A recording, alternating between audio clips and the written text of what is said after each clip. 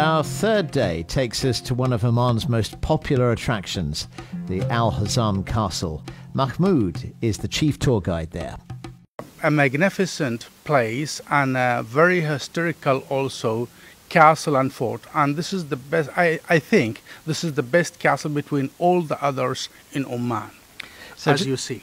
Just looking, I mean, we have crawled through secret passages. We've even seen the irrigation system, which is, of course, ingenious to this whole part of the planet here. So water sort of runs through the whole castle, doesn't it? Yeah, that's the water come from the mountain over about 40 kilometers from here and running through the castle. And until today, we use this water channel for water irrigation for Al Hazm village. Which is right next door. The date palms are there.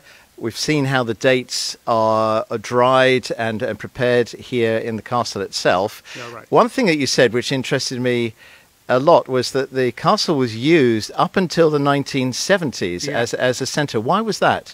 That's used because until 1970 we don't have that so much government office except in Muscat. In the wilayat or in each state should be there is a castle or fort. Maybe sometimes in each state there is about 20 or 23 castle and fort. And should be the governors which we called a wali and the judgment which we call it a qadi. They must live in the castle to solve the problems between the community, or also if they have any problems by politics, religious or whatever, they start to help the community. I have a question for you. We went in to see the prison, which was actually pretty scary. Yeah. And then I noticed outside you have these shells that are there. What are they used for? The shells, that's to blow the shells. Sometimes we used it for dancing and celebrations.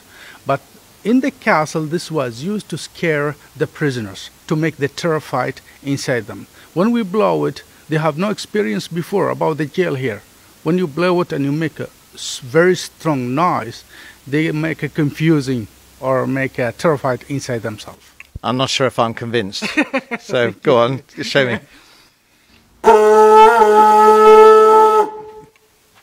That's loud. Thank you. And when you were inside, of course, the echo and everything would be a bit eerie. Thank you. Mahmoud, thank you so much for welcoming us to your fabulous castle. Back in the car, and we have the chance to head up those mountains that Mahmoud mentioned. This is the Wadi Bani Awf, or Snake Canyon. It's rough terrain for an hour or so as we climb nearly 1,000 meters above sea level. We're headed to the Bait Bimar guest house for what promises to be a very genuine Omani experience.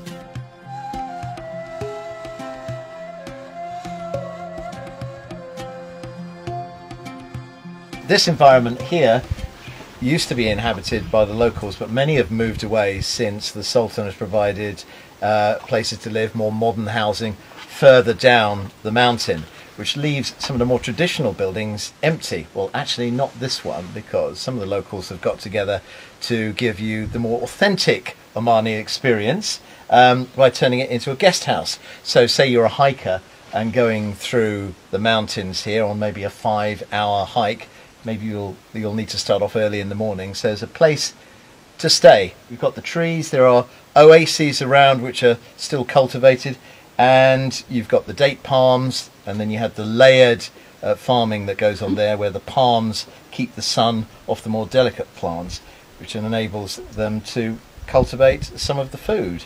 So we've got a traditional lunch going on here. I've got some vegetables, got some rice and some Omani bread, and it's absolutely delicious. We're just about to have some more coffee before we move on, but this really is a special experience. You get a real sense of what it's been like here for generations. Excellent. Thoroughly recommend it.